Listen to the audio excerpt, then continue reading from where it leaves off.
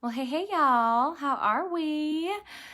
Okay, so I have been saying I would go live. There's a lot of you here that are new to me, and I kind of just wanted to tell you a little bit about us and also tell y'all I'm pretty sure my man is falling in love with me all over again.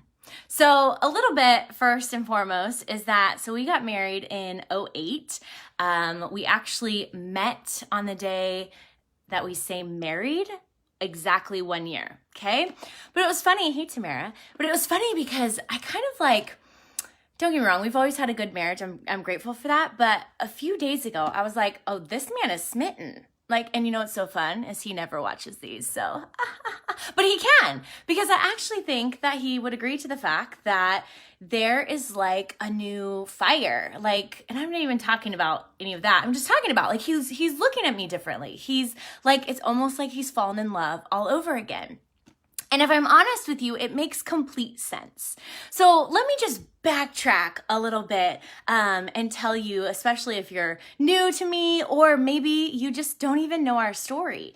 So we grew up in the same town. In fact, we laugh because I went to private school all the way from kindergarten through ninth grade. He went to public school, and then he went to private school 10th, 11th, and 12th, and I left that private school and went to public school 10th, 11th, and 12th. So we kind of talk about how our paths did this, right?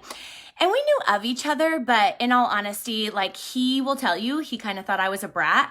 I like to say that was because I was confident and did not give all the guys my time of day. Like my dad instilled in me that I was a prize. And so I think he thought I was a little snooty brat because I wasn't a flirt. I wasn't a flirt.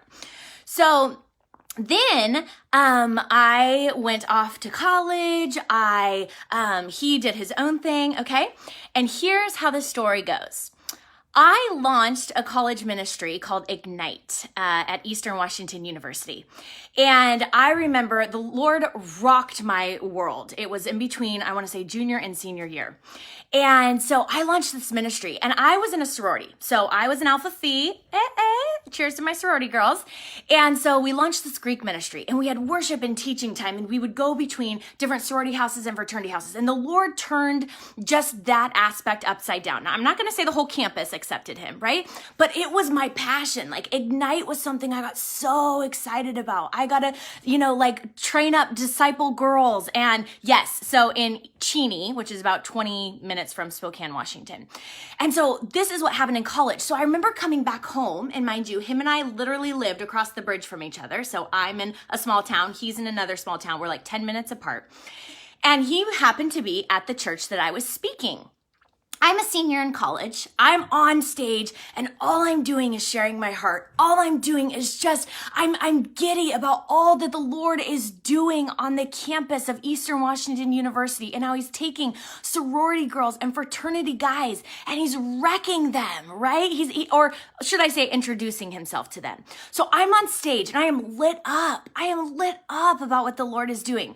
And my man sat in the audience and saw me on stage, and he said, Lord, I want that one. That's the woman I'm going to marry. Now, mind you, he didn't come talk to me. I didn't even know he was there. I went on about my day. He prayed for me by name for the next 2+ years. And let me tell you what he prayed me through. And if you are sitting there single, I want you to take this as encouragement. I really do, because listen, this is power. So he saw what he wanted, right? He was decisive. He was like, Lord, that's her. I'll take her. Prayed for me by name. Okay. He actually went home. This is kind of a funny story. He went home and told his mom about me, and she was like, she's engaged. Like, you're not going to be with her. And he's like, oh no, I'm going to be with her. Well, I actually did have a long-term boyfriend for 5 years. We actually weren't together at this time, but she didn't know that. She didn't know we had broken up. But he wasn't deterred even then. And I was never engaged, by the way. But even still, I did have a boyfriend for 5 years before whatever. So fast forward, he saw me, prayed for me 2 years. I graduated college. The Lord sent me to Venezuela to do college ministry in Venezuela. He prayed for me every day by name. I kid you not, because there were guys who would pursue me, but they would pray first before they actually would make it official. And every single one of them said, I do not know why, but the Lord has told me a hard no. A hard no. By the third guy who told me this, friends, can I just say, I was like, I am going to be a woman in a rocking chair in a gray dress with a bun on my head. Because every single man who has wanted to pursue me, mind you, they were good men. They were godly men. Now, I'm looking in retrospect and I'm like, oh, but they weren't my man, right? Have you ever like thought you wanted something in the moment, but then you look behind and you're like, but God, like he totally gave me more than what I even could have had. Or I now see, like, for example, there was one guy who wouldn't have loved me being a loudmouth in ministry. He just doesn't see that as right. That's not me. I'm a loudmouth. If the Lord calls me to something, I'm gonna speak it, right? So I'm sitting here and I'm like, and I don't know this yet. This is y'all being inside the both ends of the story. But Nordstrom is trusting that somehow the Lord is gonna connect our paths. Somehow it's gonna happen. So I'm getting all of these legit dudes who love the Lord come to me and be like, in fact, one dude fasted, I kid you not, for a whole week pursuing the Lord, asking if he could like date me, pursue me, right? Got a hard no. Three in a row. I'm like, oh, I'm going to be single for life. That's right, single for life. But hold up.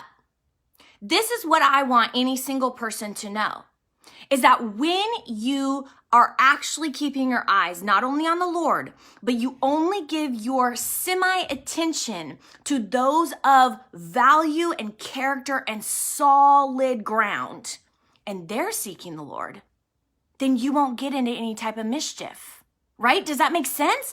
Like here, these men are asking Jesus if they can pursue me.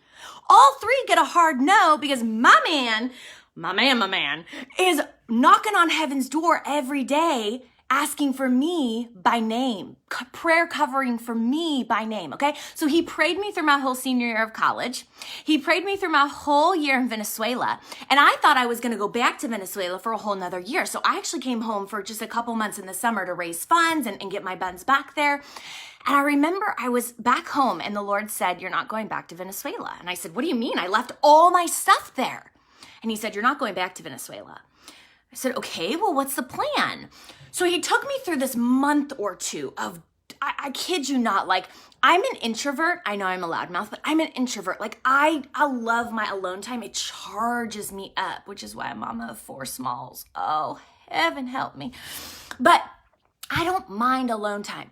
I have never experienced so much loneliness in my life. And I was like, Lord, if you're calling me back here, why am I so lonely? And at the end of it was probably a couple months. At the end of the couple months, he said, I needed you to experience loneliness because I'm about ready to use you in a group, right? An age group, if you will, who are so lonely. And I needed you to be able to relate. I thought, oh my goodness. So I started meeting with my mentor, right? The woman who poured into me, the woman who spoke Jesus into my life, the woman who searched the scriptures with me. And I'm telling her, and I'm like, listen, I've been approached to launch a ministry now locally, and I'm cool for that because I know the Lord is calling me home and calling me to do that. But I'm a single female. Like I can't pour into college students or young adults who are men because that is not healthy. So she looks at me and she goes, have you heard of Austin Nordstrom? You should get a hold of Austin Nordstrom. And I was like, oh, I don't even know if he would know who I am. Like, it's been so long, like I kind of knew of him. And she's like, okay, well, here's his number. He's currently a youth pastor over in Oregon. Give him a call. Friends, I love it when man and I tell this story together because this is real fun right here.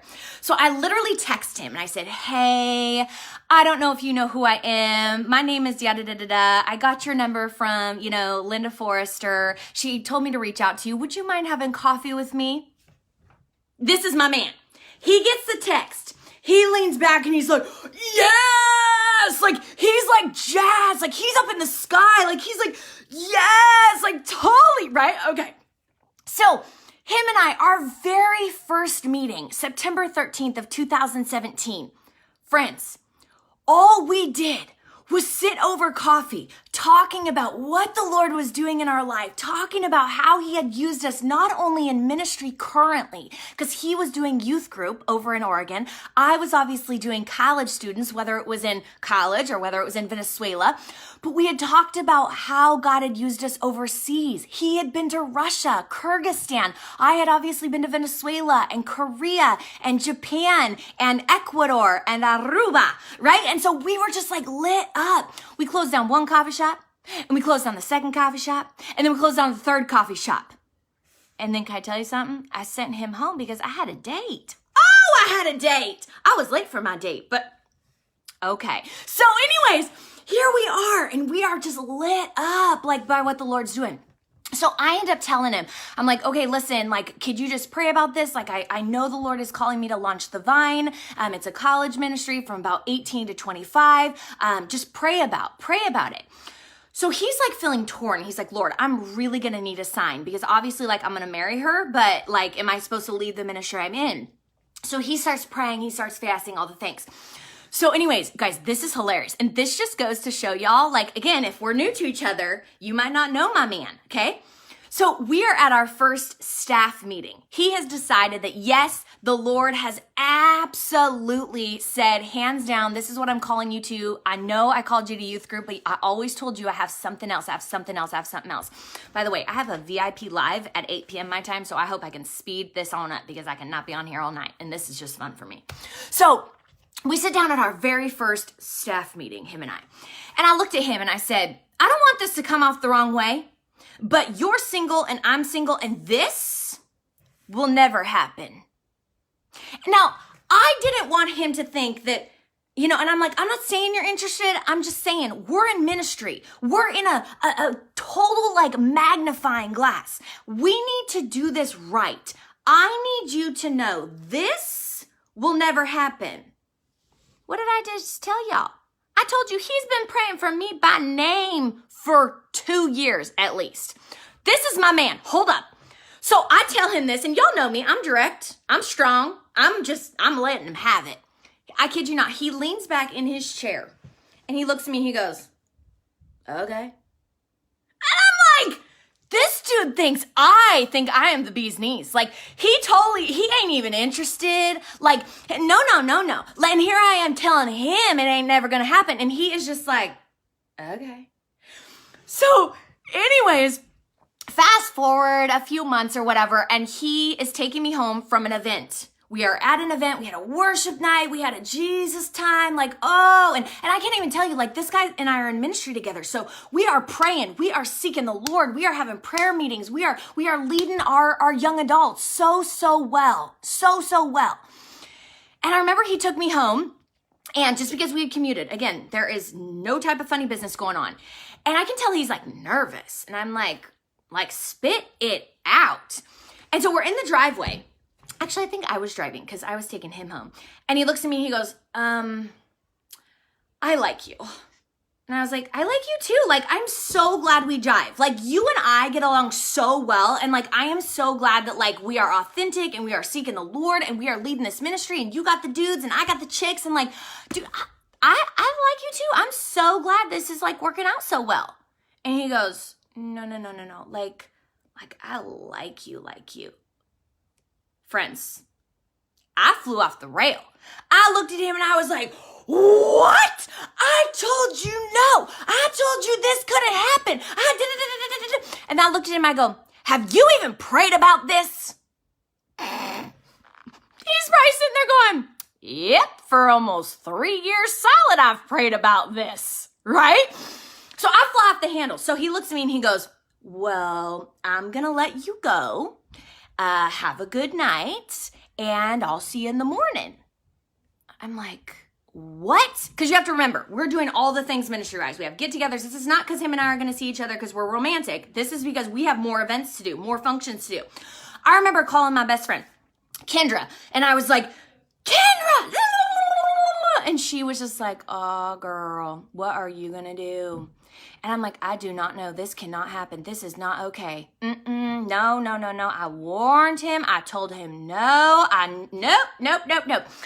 So anyways, lo and behold, I start praying about it. And I'm like, okay, Lord, what is going on here? I have guarded my heart. I have been so faithful to like you and what you're doing. And I've done all the things I feel like right. And I go, and like, this can't just I'm not going to casually date this dude. So I end up having this conversation with him. I'm like, listen, like, I don't know what you said and I'm not even going to entertain it, but I'm just letting you know I'm not going to casually date you. And he goes, sounds good to me.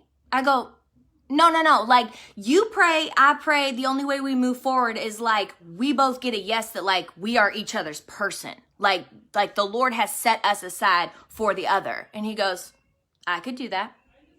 I'm like, okay. So I start like seeking the Lord in that fashion. I'm like, Lord, what is the deal here? And so anyways, the Lord finally lets me know, like, he is the one I have for you. And I'm like, really?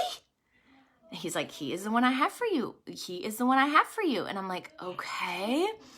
Now, I have like a spiritual daddy. His name is Larry. I call him King Larry, small K, because only one king gets the capital K. And so little did I know, my man, who wasn't my man at the time, had approached Larry and said, like, I'm going to marry that girl. And Larry is so protective. He goes, no, you're not. Do you know, Amber? She is something special. Like, you are, no. And he goes, I'll do whatever you say. I'll do whatever you say. You prep me. You train me. You lead me up. I'll do whatever you say. Now, my man was not a reader. Not a reader at all. Larry gave him, I can't even tell you how many books he gave him. Oh, he gave him homework.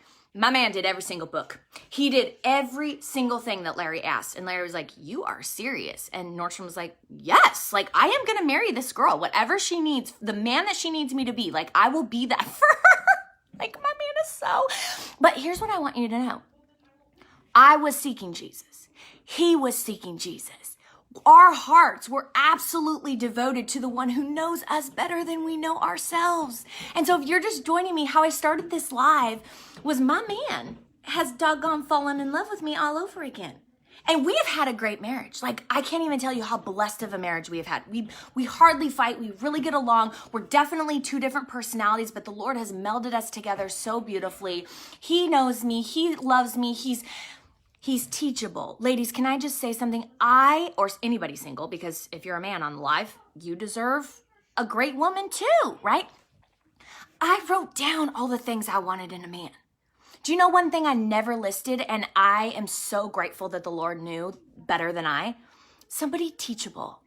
Not because I need to teach my man, but because he was always seeking out counsel. He was always wanting to grow, to learn, to be taught, to be molded. And that is somebody who will treat you exactly how you deserve to be treated. Somebody who is willing to learn the ins and the outs of you. Somebody who is willing to put up with the fire and the spice in you and yet recognize when you need to just like hide up in a hole. Like, I will have an off day and he'll be like, baby, like, go in the room, shut the door. Like, you do you. Like, I got this. I used to travel all the time for work. He was like, no worries. I got all 4 kids. You go do you. I'm like, what? Okay. So we end up, I'm going to have to wrap this up because it's super fun. But the point is that that's how the relationship started, was all that the Lord was doing in our lives, all that the Lord was doing using us, all that the Lord had absolutely showed up for prayer requests, for healings, for teachings, for talking. And so while I have certainly loved the Lord for so many years, I confessed back on a live or two ago that I felt like the busyness of life, especially motherhood, had taken so much of my, I don't want to call it a time sucker because it's a very important job, right? But I was weary, I was tired, I was dare I say distracted. And I don't want to say that either because it makes it sound like my kids aren't a priority. But I recognized that I hadn't been digging and seeking and searching and just pounding heaven's door like I was used to. And yet, guess what the last couple months have been?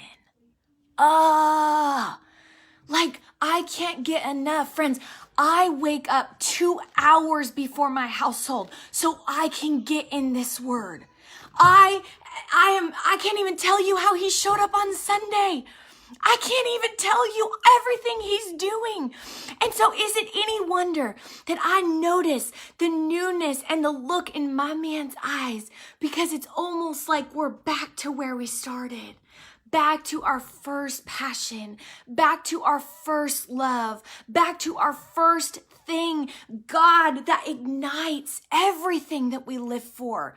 Because you see, we know our God.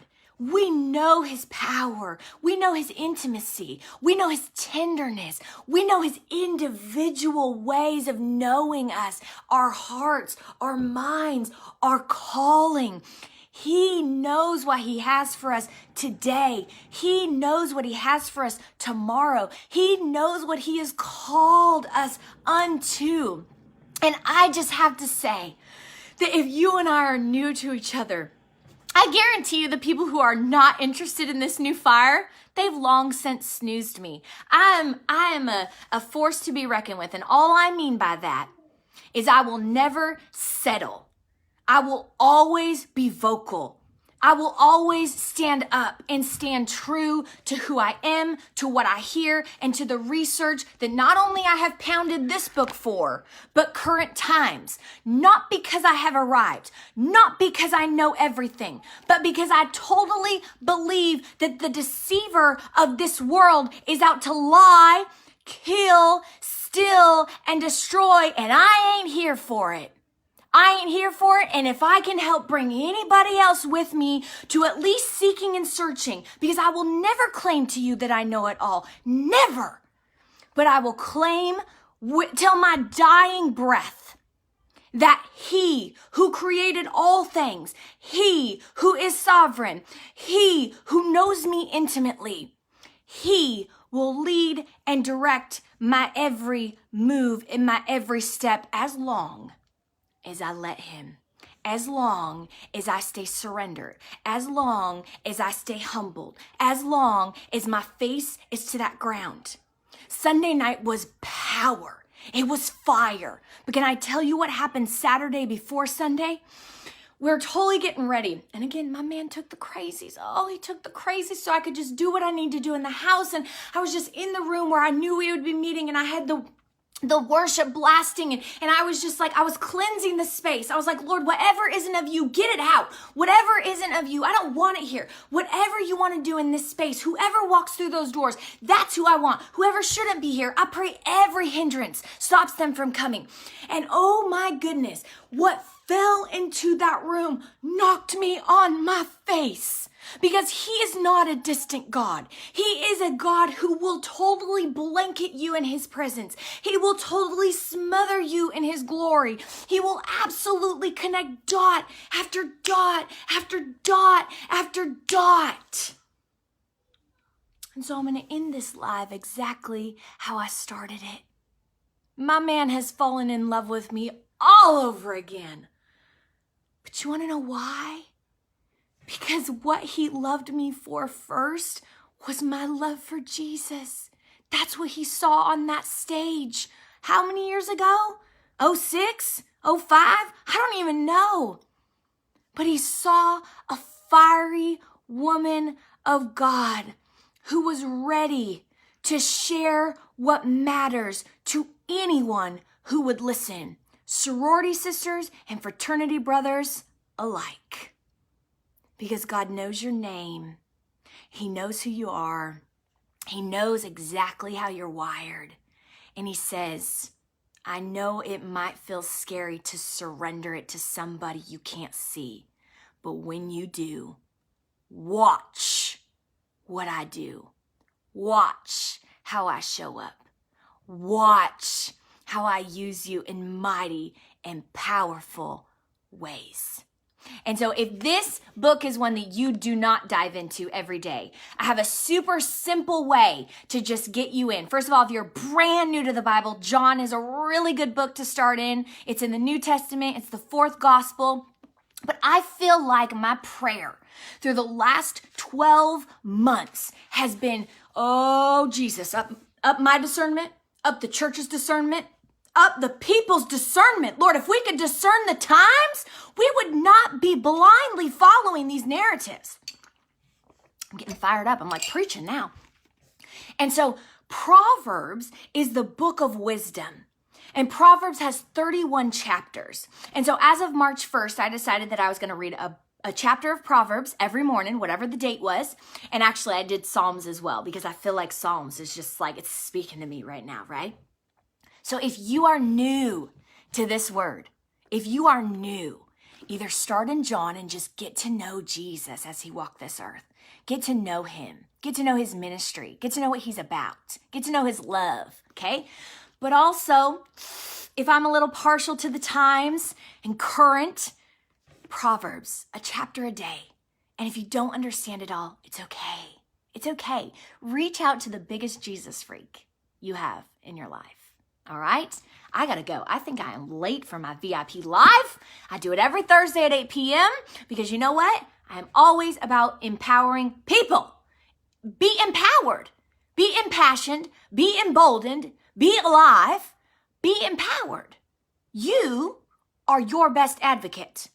Other people can give you lots of advice, but you know your heart. You are your best advocate. Look at, my people are telling me I'm late. I gotta go. Bye.